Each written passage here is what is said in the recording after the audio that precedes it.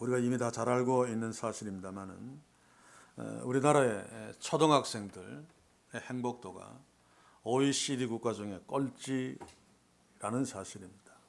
물론 아프리카 이런데 사는 어린아이들이 우리가 TV에서 보면 굶고 막 삐쩍 말라 있고 그래도 행복도는 우리 대한민국 어린아이들보다 훨씬 더 높다고 합니다. 초등학생들의 관심의 대상이 무엇인가 조사한 내용들을 보시면 우리 초등학생들이 가장 신경 쓰는 것이 외모라고 합니다.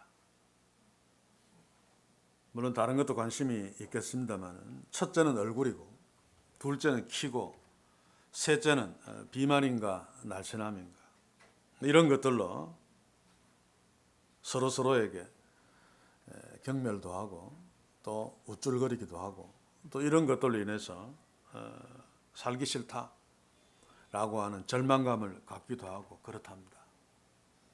이 모든 것들이 사실은 어른들, 부모들의 잘못된 가치관으로 말미암아 생겨난 거죠. 우리 어릴 때는 우리 어릴 때 또 라떼 이야기를 할 수밖에 없습니다만 잘생기고 못생기고 예쁘고 못나고 이런 데는 크게 관심이 없었습니다. 학교에서 교육하는 대로 누가 착하게 거짓말 안 하고 정직하게 선생님 말씀 잘 듣고 물론 공부도 잘하면 좋습니다만 이런 것들이 주 가치관이었습니다. 그런데 이제는 전혀 그렇지 않다는 것.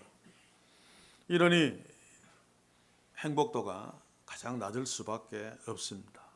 오늘 이 시대 부모들, 어른들 무슨 가치관으로 살고 있습니까? 1차적으로는 외모지상주의입니다. 이 외모는 얼굴 이런 것들을 포함해서 그 모든 것들을 말합니다. 나이가 들면 외모가 아주 고급 승용차가 될 수도 있고 그렇습니다. 간단하게 이야기하면 조금 좀 나쁜 사람이라도 돈 많은 재벌이면 부러워합니다. 아무리 인격이 뛰어나고 착한 사람이라도 찌질하게 가난하면 거들떠 보지도 않습니다. 이게 지금 우리가 갖고 있는 왜곡된 가치관을 잘 설명하는 거죠. 사실은 정말 인간답게 사는 인격적인 사람, 비록 가난하다 할지라도 이런 자들이 존경받아야 됩니다. 그런데 전혀 그렇지 않습니다.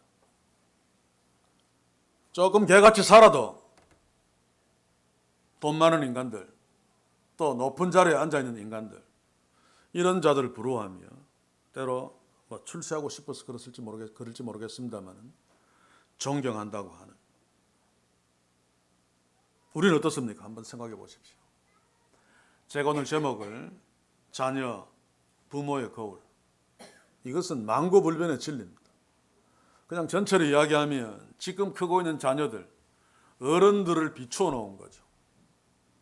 그래서 이들이 자라면 어른들과 똑같이 또는 그 이상으로 나빠지겠죠. 저는 오래전부터 정치의 매력을 느끼면서도 참 그 반대급부 참 형편없다라는 생각을 오래전부터 했습니다. 김영삼, 김대중, 박정희 때부터. 근데 시간이 지나갈수록 점점 더 저질이 되는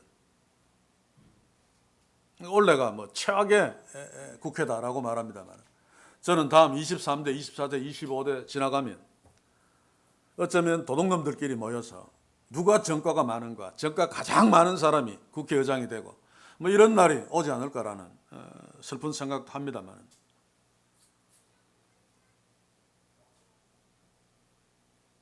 국회의원을 뽑는 것도 다 마찬가지죠. 외모지상주의입니다. 그렇죠? 그가 나쁜 짓을 했든 말았든 이게 우리의 자녀들의 가치관으로 그대로 이전되어집니다. 외모지상주의에 배후에는 쾌락주의가 있습니다. 결국 외모를, 껍데기를 추구하는 이유가 뭡니까? 즐기기 위해서죠. 쾌락이죠. 이거 구체적으로 따지려면 입에 담을 수 없습니다. 그렇죠? 한때 벌써 오래됐습니까? 미투가 한때 유행했습니다. 무슨 교수가 화가가 지금 잠잠하죠. 그렇죠? 그러면 지금은 괜찮을까요? 저는 감히 이야기합니다. 한창 미투가 유행해서 막 뉴스에 언론에 막 나올 때보다 지금이 훨씬 더 심할 것입니다. 앞으로 갈수록 더 심해질 것입니다. 이것이 바로 인간의 쾌락지상주의죠. 어린아이들은 다를 줄 압니까? 점점 그쪽으로 몰두하고 있습니다. 우선 즐거움과 우선 내가 기쁨과 이게 가장 큰 가치관이 되어버린 어린아이들의 우상이 연예인들이죠. 저는 놀랍니다. 어떨 때 유튜브를 한 번씩 보면 사람이 길에 지나가는 학생들에게 마이크를 대고 사진들을 막 올리면서 퀴즈를 하는. 저는 아무리 봐도 생판 모르겠는데 무슨 그룹에 누구 무슨 게 누구 그리고 너무 잘생겼다 그러면서 막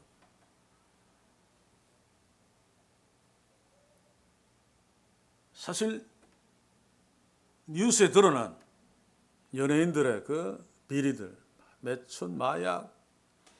그런데 그것은 빙산의 일각입니다. 저는 거기에 대해서 좀 상세히 잘 알고 있는 편입니다. 과거로부터. 제 친구들이 그 기자 생활할 때 연예부 기자들도 있었고,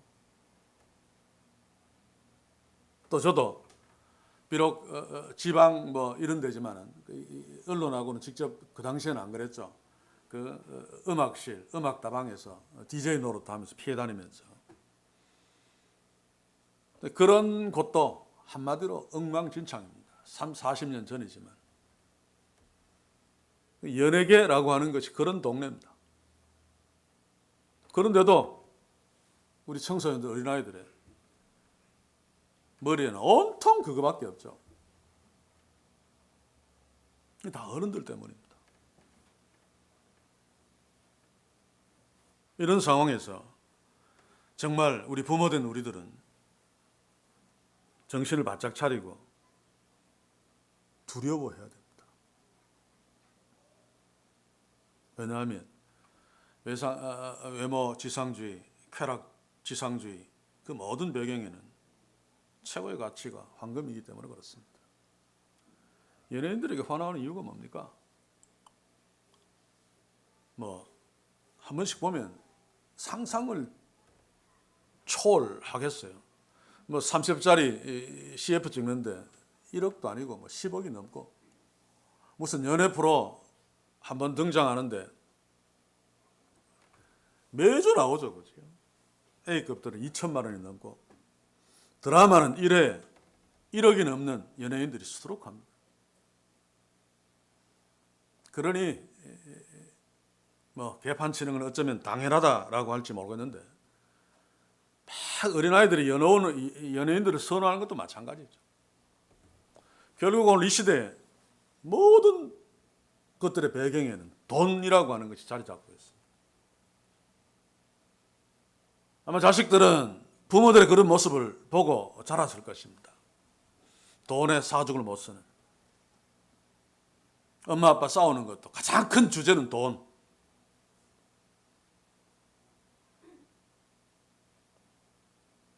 아내가 남편의 가치를 판단하는 것도 돈. 친구들끼리 그 친구의 가치를 판단하는 것도 돈. 어린아이들마저도. 너희 집 몇 평 사니?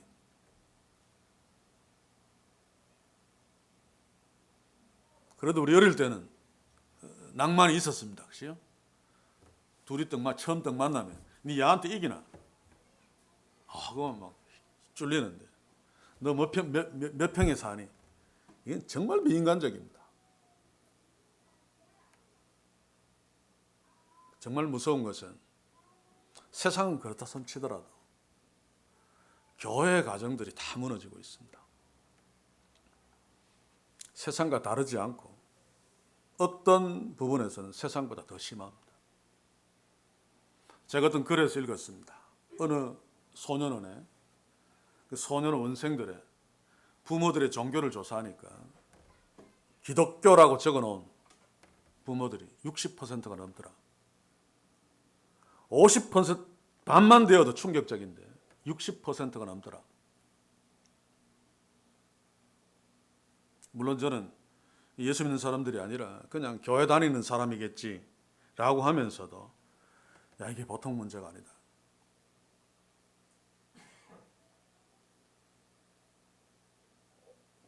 이게 상상이나 갑니까? 벌써 막 수십 년 되었으니까 제가 가장 충격받은 것 중에 하나가 이름도 아직 기억합니다. 박한상. 자기 부모 죽여버린. 걔가 어릴 때 주일학교에서 항상 모범생이었다. 그 집안 다 예수 믿는 집안. 이게 무엇을 말하는가? 여러분, 우리가 사실 하나님 앞에서 본질적으로 뭔가를 생각해야 됩니다. 우스운 얘기가 있죠. 하버드 대학에서 그 윤리 도덕 과목 A+ 맞은 자가 실제로는 삶은 엉망진창. 세상의 평가의 한계가 이 정도밖에 되지 않습니다.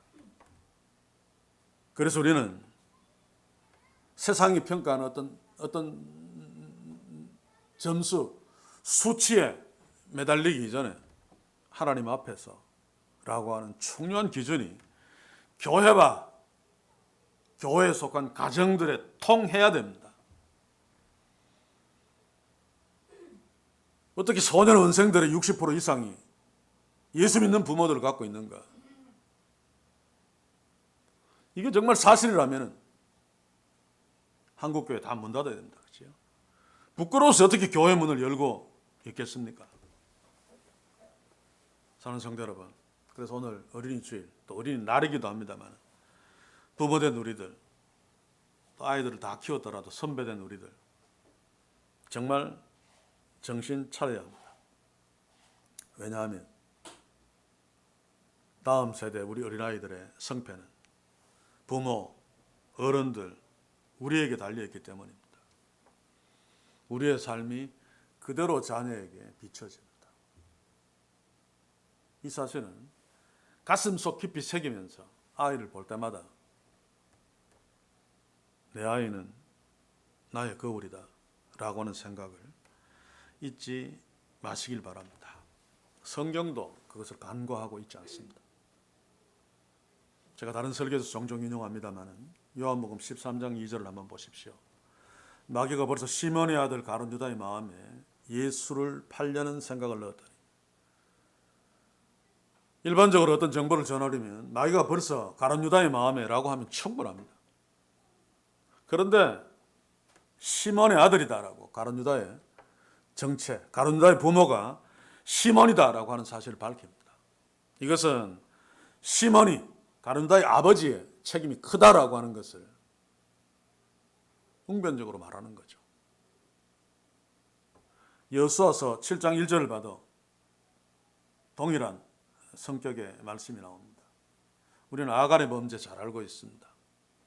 이것 때문에 아이 성의 성을 공격할 때 왕창 실패하는 한 원인이 되기도 합니다만, 그 여호수아 7장 1절에 아간을 소개하는 것을 보면 유다지파 세라의 정손 삽디의 손자 갈미의 아들 아간의 아버지뿐만 아니라 할아버지, 증조 할아버지까지 언급하고 있습니다. 이들이 아간을 이렇게 만들었다라고 하는 성경의 외침입니다. 그 반대도 있죠. 히브리서 11장을 한번 봅시다. 24절.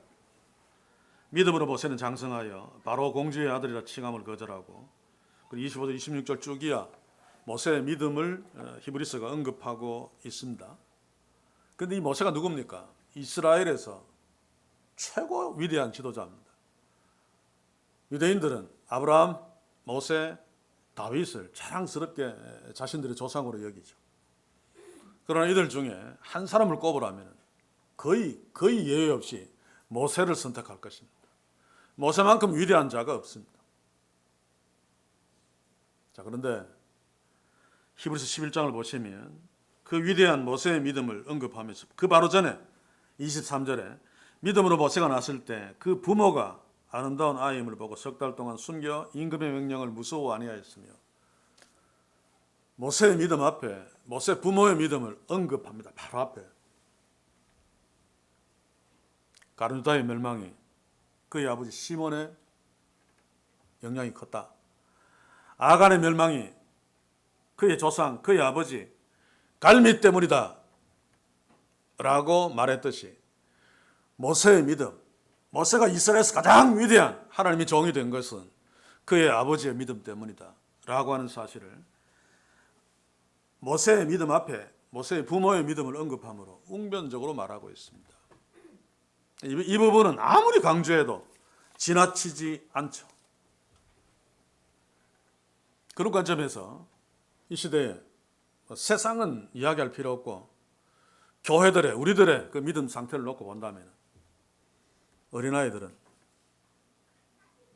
세상에서도 선교원, 유치원, 또 초등학교, 중학교, 고등학교 거기에서도 계속 죽음을 당하고 그리스도인 가정에서도 또 주일학교에서도 우리 교회는 예외라고 믿습니다만 죽임을 당하고 있다 라고 해도 지나친 말이 아니라고 저는 생각합니다. 이런 시대에 우리의 자녀들이 살고 있다. 소름 끼치지 않습니까? 긴장되지 않습니까? 그러나 한 가지 소망이 있는 것은 모세를 주목하면서 우리가 모세의 부모의 믿음으로 자녀를 대하고 자녀를 키운다면 모세처럼 위대한 인물이 우리 가정에서 우리의 자녀들에게서 이 교회에서 나올 수 있다라고 하는 분명한 확신 또한 해야 됩니다. 성경이 그것을 말하고 있죠. 그래서 오늘 모세 부모의 믿음이 어쨌길래 그 모세 부모의 믿음이 거울이 되어서 모세에게 비춰졌을까? 한번 간단하게 살필 수 있길 바랍니다. 물론 자녀에게 어떻게 양육해야 하는가는 성경 전체를 통해서 굉장히 많습니다만 오늘은 본문에서 나오는 대로 한두 가지만 주목합시다. 오늘 본문 2절을 한번 보십시오. 그 여자가 잉태의 아들을 낳아 그 준수함을 보고 그를 석 달을 숨겼더니, 자, 당시에 바로왕, 애굽의 바로왕은 히브리인들에게 아들을 낳으면 죽여라 라고 명령했습니다. 자, 그런데 석 달을 숨겼습니다. 죽이지 않고. 이 본문 보시면 그 준수함을 보고 모세가 너무 잘생기고 너무 막 사랑스러워서 바로왕의 명령을 들을 수 없다. 그래서 석 달 숨겼다라고 생각하기 쉽지만은 그것도 물론 포함되어질 것입니다. 그러나 그것이 결정적인 원인이 아닙니다. 창세기 1장 10절 이하에 보시면 하나님이 세상을 창조하면서 하나님 보시기에 좋았더라. 그 히브리어가 토브입니다. 오늘 여기에 준수함을 보고라고 하는 것도 토브입니다. 똑같은 토브를 썼다고 해서 이 준수함을 보고가 하나님의 시각이다라고 단정할 수는 없죠. 그래서 사도행전 7장 20절을 보시면 스데반의 설교에 보면 그때 모세가 났을 때 하나님 보시기에 아름다운지라 분명하게 기록하고 있습니다. 하나님 보시기에 모세가 토부했습니다. 좋았더라. 그러면 출애굽기 2장 2절에 모세의 부모들이 모세를 보고 좋았더라, 토부해서 그를 석 달 동안 숨겼다. 이게 누구의 시각입니까? 육신적인 부모의 시각이기도 하지만 궁극적으로는 하나님의 시각으로 모세를 보았다는 말입니다. 하나님이 모세를 토부했듯이 모세의 부모들도 모세를 토부했습니다. 석 달 동안 숨겼다라고 하는 것도 하나님의 명령일 것입니다. 사실 이게 쉽지 않습니다. 그렇죠? 다른 집 아이들은 다 죽였습니다. 다 내다 버렸습니다. 그 중에는 아닌 사람도 있었겠죠. 성경에 기록하고 있지 않지만 모세의 말을 거역하면 가족들이 다 죽는 판입니다. 그냥 단순히 혈연 가족 이것뿐만 아니라 집안까지 때로는 동네까지 몰살당할 수 있습니다. 그래서 어린아이를 낳아서 자기 자식이라고 해서 석 달 동안 숨긴다는 것은 어떤 의미에서는 어리석은 짓일 수 있습니다. 계속 키울 수 없잖아요. 석 달 기껏 숨겨놔봤자 울음소리가 막 크고 하면 결국 다 알려지게 되어 있습니다. 어쩌면 그 옆집에서 자기가 죽지 않으려고 고발할 가능성도 있습니다. 그런데 모세의 부모는 그 모세가 준수하다는 것을 보고 하나님이 그 모세를 아름답게 준수하게 보았던 그 시각으로 동일하게 보고 하나님이 원하시는 뜻대로 숨겼던 것입니다. 저는 여기에서 우리가 우리 자녀를 볼 적에 이쁩니다. 그렇죠? 눈에 넣어도 안 아픕니다. 당연합니다. 그런데 정말 자녀를 사랑하고 위한다면 한 걸음 더 나아가서 하나님의 눈으로 하나님이 내 자녀를 어떻게 볼까? 그러면 결코 자녀들이 아무리 무슨 짓을 한다고 할지라도 미워할 수 없습니다. 편애할 수 없습니다. 성경에 가정의 불행이 부모가 자녀를 편애한 데서 시작되는 부분들이 참 많죠. 에서와 야곱도 마찬가지입니다. 이삭의 또는 이삭의 어머니 리브가의 편애 때문입니다. 그 야곱의 12자식 중에 요셉이 막 팔려가고 이런 것도 편애로 말미암은 불행이죠. 어쩌면 그 편애는 당연할지 모릅니다. 그러나 그럼에도 불구하고 하나님 우리에게 선물로 주신 자녀들 하나님의 시각으로 어떤 상황에서도 하나님이 모세를 아름답게 본 것처럼 우리가 하나님 우리에게 주신 자녀들 사실은 하나님의 것입니다. 우리에게 세상 동안 잘 키우라고 맡겨주신 것이죠. 그 자녀를 하나님이 보시는 눈대로 아름답게 준수하게 토박하게 보면서 하나님의 사랑을 줄 수 있는 그런 우리 부모 되기를 우리 부모 될 수 있기를 주의 이름으로 간절히 소원합니다. 그렇게 하나님의 시각으로 자녀를 바라보면 하나님이 원하시는 뜻대로 자녀들을 기를 수 있습니다. 물론 100%는 안 되겠습니다만 우리가 연약하고 우리가 부족하니까. 그러나 의식하면서 내 자녀 하나님의 것이다. 하나님이 나한테 맡겼다. 하나님이 내 자녀를 토바하고 있다. 아름답게 보고 있다. 내가 어떻게 키울 것인가? 믿음으로 키운다는 것이 하나님의 뜻대로, 하나님의 마음대로, 하나님이 원하시는 마음으로 키우는 거죠. 믿음으로 키울 수 있습니다. 2절, 3절을 한번 보십시오. 더 숨길 수 없게 되매 그를 위하여 갈상자를 가져다가 역청과 나무에 진을 치라고 아이를 거기 담아 하수가 갈대 사이에 두고 이거 사실 미친 짓이죠. 석 달 동안 집에서 키웠는데 이제 울음소리가 큽니다. 옆집에서도 알고 비밀을 지킬 수 없어 다른 데 숨겨서 키워야 된다면 뒷산으로 가져가야 됩니다. 산속 깊이. 그래야지 밤에 몰래 가서 젖도 줄 수 있고 또 어찌든지 한동안 키울 수 있죠. 그런데 갈대 상자에 집어넣어서 하숫가에 그냥 띄웠다. 죽으라는 겁니다, 사실. 물론 거기에는 나중에 그 공주가 와서 목욕한 것으로 보아서 악어가 살지 않을 수도 있지만 나일 강변은 악어 떼죠. 그렇죠?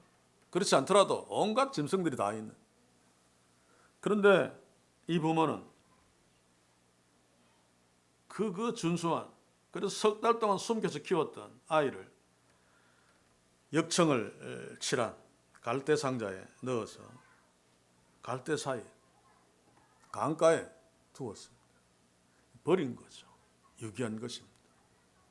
우리는 여기에서 놓치지 말아야 될 것이 이게 부모의 육신적인 어떤 본능적인 것이 아니라 하나님의 명령이라는 사실을 기억해야 됩니다. 그래서 히브리서에는 믿음으로라고 부모의 믿음을 제일 앞에 믿음으로 이야기하죠. 그래서 지금 모세의 부모가 모세에 대한 행동들은 다 믿음으로입니다.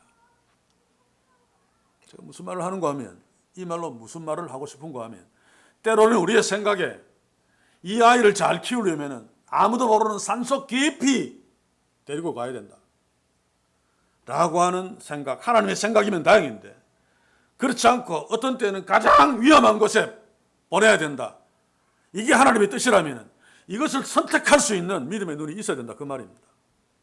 그런데 우리는 그렇지 않잖아요. 우리 자식은 무조건 서울대 보내야 된다, 무조건 판검사 만들어야 된다, 무조건 의대에 보내야 된다. 자기 자식의 어떤 그 개성이나 어떤 소양 이런 것들은 전혀 생각하지 아니하고, 믿음의 양육도 마찬가지입니다. 우리 아이들의 성향에 맞게 믿음으로 교육해야 됩니다. 무조건 성경 하루에 몇 장 읽어라, 용돈 주겠다, 외워라, 막 하나님의 말씀 그 관한 가르침도 윽박 지르고 하면 안 되죠. 하나님의 뜻대로. 그런데 우리는 이런 것들을 의식하지 않으면 내 욕심이 반드시 개입됩니다. 내가 잘하고 있다고 생각할 수 있습니다. 그러면 산으로 데리고 갑니다. 그게 세상적으로 볼 적에는 분명히 자녀를 위하는 길이니까. 그런데 아닐 수 있단 말입니다.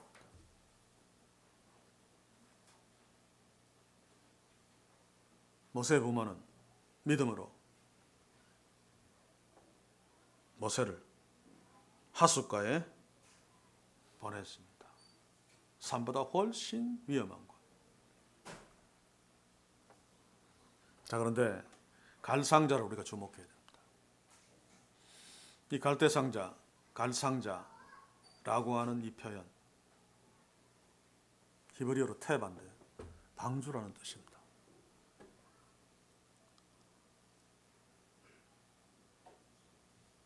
방주의 가장 핵심적인 의미가 뭡니까? 배하고 다른 거죠. 하나님이 노아에게 명령해서 지은 방주, 그 물에 뜨면 안에서 조정할 수 없습니다. 그렇죠? 배는 키하고 뭐 노저어서 조정할 수 있는데 방주는 조정 불가능한 것입니다. 하나님 마음대로죠.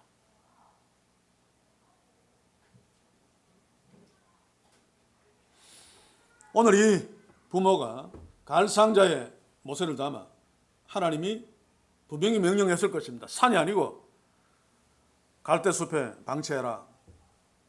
방치하면서 갈상자에 넣었다는 것은 인간이 조정할 수 없는, 하나님 마음대로 하십시오, 하나님께 완전히 맡겼다는 뜻입니다. 그렇지 않으면 그 위험한 하수에 그 사랑하는 모세를 버려둘 수 없습니다. 부모의 마음이 어떻습니까? 자식을 끝까지 끼고 살고 싶죠. 내가 막 보호해주고 싶고. 그런데 때가 되면 내보내야 되는데, 어떤 때는 안전하고 괜찮아 보이는, 출세 당연히 할 수 있는 그런 산이 아니라 정말 위험하고 이건 아닌데 싶은 나일 강변, 갈대숲으로 보내야 할 때가 있습니다. 그때 부모가 해야 될 일이 갈상자입니다. 보내기 전에 계속해서 믿음으로 양육해야 되죠. 내 인생을 하나님께 맡길 수 있도록. 부모가 먼저 하나님께 맡기는 삶을 살아야 합니다만, 모세의 부모들은 그 아름다운 모세, 그 귀한 모세, 눈에 넣어도 아프지 않을 모세를 갈상자에 담아서 하나님 마음대로 운전하십시오 라고 하수에 하나님의 뜻대로 보냈습니다. 우리가 우리의 자녀들을 이렇게 해야 됩니다. 하나님께 맡겨야 됩니다. 하나님의 뜻대로, 하나님이 운전하는 대로 갈 수 있도록 자녀를 양육해서 내보내야 될 때 하나님께 맡기며 내 의지대로 산으로 가라가 아니라 하나님이 기뻐하시는 뜻대로 하나님의 손에 맡겨야 됩니다. 굉장히 중요한 부분입니다. 저는 잘합니다. 우리 고향교회 그 목사님 아들이 경대를 나오고 신학을 했습니다. 제가 좀 늦게 했기 때문에 저보다 한 6년 후배인데 나하고 같이 이제 나도 이제 신학을 시작해 같이 이 동년배가 되니까 그것을 총신대학원 내고 학년을 피해서 일부러 제가 들었습니다. 저하고 같이 있기 싫으니까. 그래서 신학교 졸업하고 목사 안수까지 받았는데 교육전사 때부터 막 다른 교회 막 이런 교육전사로 가야 되는데 교회에서 목사님이 끼고 그 교회에서 교육전사하고 막 그러니까 아무도 그걸 뭐 타치 안 합니다. 그죠? 교육전사하면 막 눈치 봐야 되고 막 장난 빌빌거려야 되고 얼마나 스트레스 많이 받으면서 훈련을 받습니까? 그런데 뭐 자기 아버지가 대장이니까 거기서 부목사까지. 그러니까 나중에 뭐 아버님이 천년만년 사십니까? 돌아가시는 거죠. 나중에 제가 우리 고향교회 오래 계속해서 사찰 집사님이 소천하셨다 그래서 장례식에 갔습니다. 가서 이래저래 소식들을 들어보니까 그 친구가 목회 그만두고 자기 여동생이 하는 유치원에 운전사하고 있다. 누가 그렇게 만들었습니까? 아버지가 그렇게 만든 것입니다. 자기 딸은 생각해서 끼고 있었습니다만 그게 산으로 보내는 거죠. 저 나일 강변으로 내보내야 됩니다. 하나님 알아서 해주십시오. 하나님께 맡기면 됩니다. 지금 초대교회 부자 세습하는 것도 마찬가지입니다. 저는 부모의 심정은 충분하게 이해합니다. 내 새끼가 조금 편하게 목회하고 좀 목회자는 알거든요. 그 목회의 그 스트레스. 그런데 그게 사실은 자기의 자녀를 죽이는 길입니다. 나중에 한번 보십시오. 세상에서 아니라 할지라도 예수님의 심판대 앞에서 엄청난 화를 당할 것입니다. 세습해준 부모뿐만 아니라 세습받은 자식까지. 망고불변의 진리죠. 사랑하는 성도 여러분, 우리는 그냥 바라보면 100% 거의 100% 자녀를 위해서 산을 선택합니다. 어쩔 수 없습니다. 그러나 날마다 믿음 앞에 말씀 앞에 서서 하나님의 시각으로 자녀의 아름다움을 바라볼 수 있다면 이거는 아닌데 싶어도 하나님이 뜻하시는 대로 갈상자에 담아 자기 마음대로 운전할 수 없지만 하나님 뜻대로 하십시오라고 어쩌면 아가가 있을 수 있는 곳에 자기의 자녀를 내보낼 수 있습니다. 우리에게 이런 믿음, 이런 용기가 있기를 주의 이름으로 간절히 소원합니다. 그 뒤에 5절 이하가 하나님이 책임지시고 하나님이 도와주시는 내용들이죠. 이 모세가 바로의 공주에게 발견되지 않으면 아무 소용없습니다. 그런데 바로의 공주에게 발견되었다는 거, 이거 하나님이 일하지 않으면 불가능한 일입니다. 왜냐하면 바로의 궁궐이 어디에 있습니까? 멤피스에 있습니다. 저 아래에 있습니다. 그런데 모세가 있었던 이 고센 부근은 탭에 있는 쪽이죠. 여기에서 궁궐에도 뭐 목욕탕이 천질 것이고 좋은 하수가 천질 것인데 이까지 아프리카는 워낙 크기 때문에 우리가 뭐 부산에서 서울까지 정도는 이야기가 안 됩니다. 그렇죠? 비행기 타고 가도 뭐 며칠 걸릴 만한 그까지 기어 올라와서 하녀들 데리고 거기 와서 목욕을 했다. 이 상식적으로 말이 안 됩니다. 하나님이 그렇게 하셨습니다. 물론 인간적으로 이래 설명도 조금 가능합니다. 이 여자는 불임 여자죠. 자녀를 학수고대했을 것입니다. 그런데 이 바로의 공주도 궁궐에 있었기 때문에 그 고센 땅에 살고 있는 히브리 여인들의 소문을 들었을 것입니다. 아이를 잘 낳는, 그래서 그 미신대로 우상신 숭배한 사람 다 그렇잖아요. 야, 히브리 여자의 기를 좀 받아야 되겠다 싶어서 히브리 여인들이 목욕도 자주 하는 그까지 올라와서 목욕을 했을 수 있습니다. 그러나 궁극적으로 하나님이 하실 것입니다.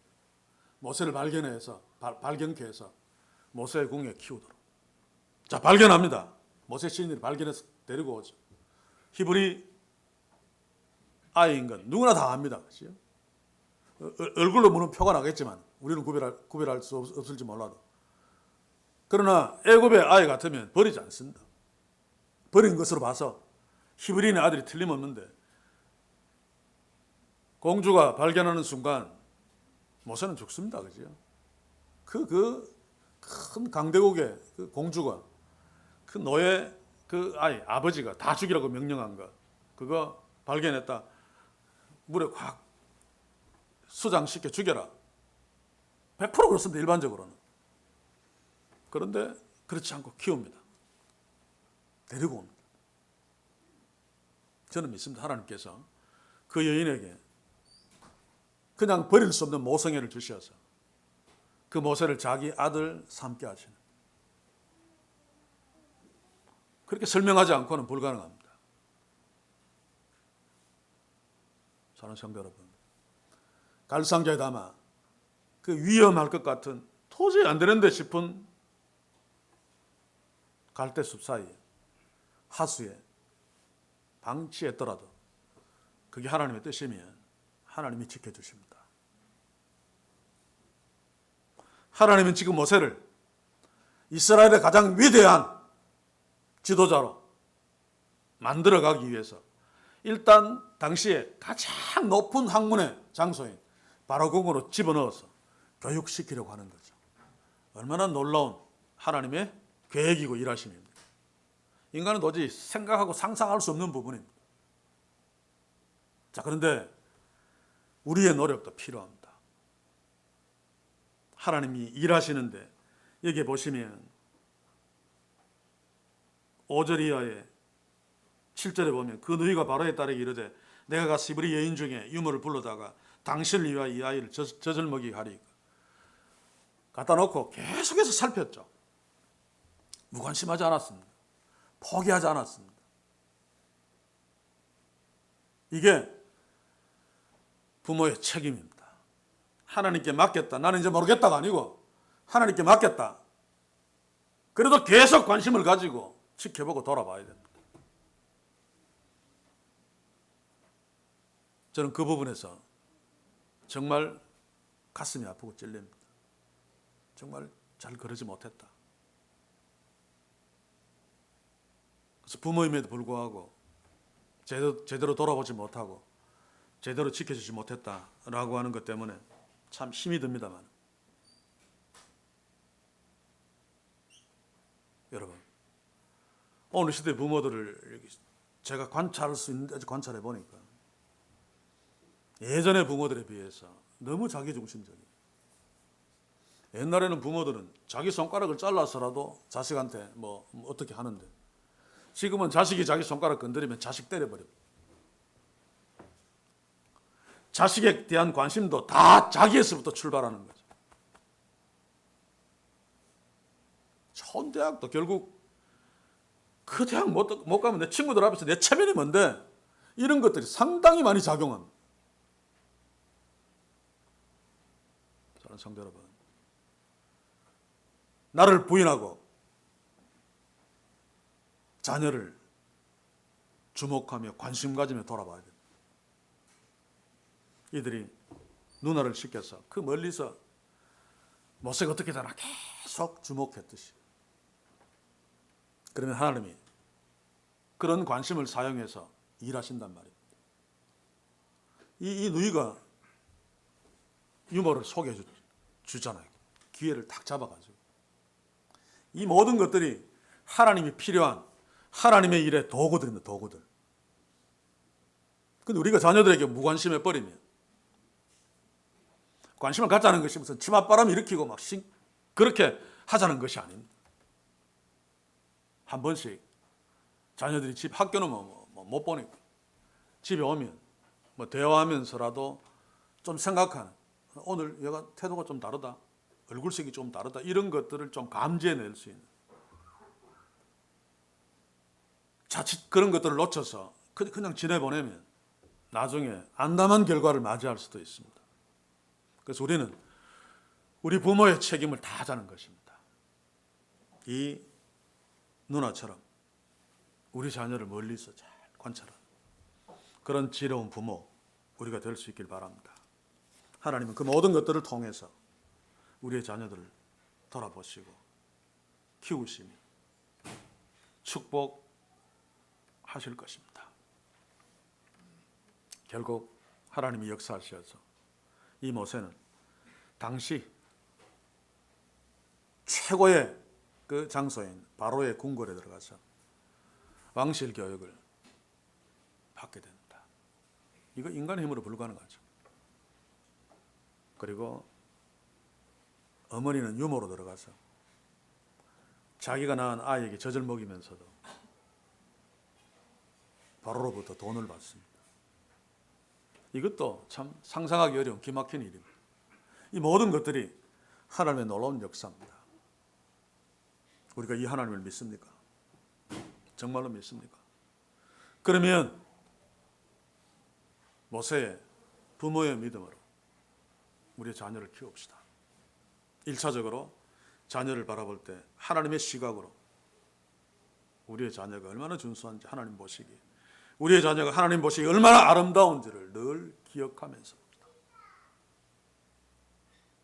그리고 하나님의 뜻대로, 내 뜻대로 좋은 대학 그러면서 산으로 보내지 말고 하나님이 원하시는 뜻대로 갈 상자에 담아 과감하게 하수에 그냥 내어주는, 하나님이 운행하시도록 우리의 자녀들을 하나님께 맡기는, 그러나 그럼에도 불구하고 그것을 끝내지 아니하고 계속 관심을 가지면서 자녀를 살피는, 그것은 바로 우리에게는 기도입니다. 기도. 늘 자녀를 위해 기도하면서 하나님 계속 맡기는, 하나님이 틀림없이 우리의 자녀들을 모세 그 이상으로 복된 길로 인도하시며 멋지게 세워서 하나님의 기뻐하실 뜻들을 이루는 하나님의 자녀로, 하나님의 백성으로 만들어 가실 것입니다. 이교에 속한 우리 믿음의 가정들, 한 가정도 예외 없이 자녀들을 이렇게 키워서 후회가 아니라 자녀들만 생각하면 하나님께 감사하며 하나님을 찬송하는 그런 복된 가정, 복된 부모들, 복된 자녀들 되는 축복이 있기를 주의 이름으로 간절히 소원합니다. 기도합시다. 주여, 우리의 가정에 자녀들을 선물로 주심을 참으로 감사합니다. 그러나 때로 세상 가치관대로 내 자존심에 의해 세상 아이들과 경쟁시키며 자꾸 우리 아이들을 산으로 보내는 어리석음을 자주 범합니다. 주여, 이 시간 주의 성령이여 우리들을 깨우소서. 하나님이 우리의 자녀들을 바라보듯이 우리도 믿음으로 우리의 자녀들을 하나님의 시각으로 바라볼 수 있도록 역사하셔서 하나님이 기뻐하시는 뜻대로 하나님께 맡기며 우리의 자녀들을 양육하는 놀라운 믿음의 축복을 부모된 우리에게 먼저 허락하셔서 하나님께서 모세를 놀랍게 인도하시면서 키우시면서 사용하셨듯이 우리의 자녀들도 모세처럼 위대한 인물로 주께서 키워주시고 사용해 주시옵소서. 모든 것 주께 부탁합니다. 예수님의 이름으로 기도하옵나이다. 아멘.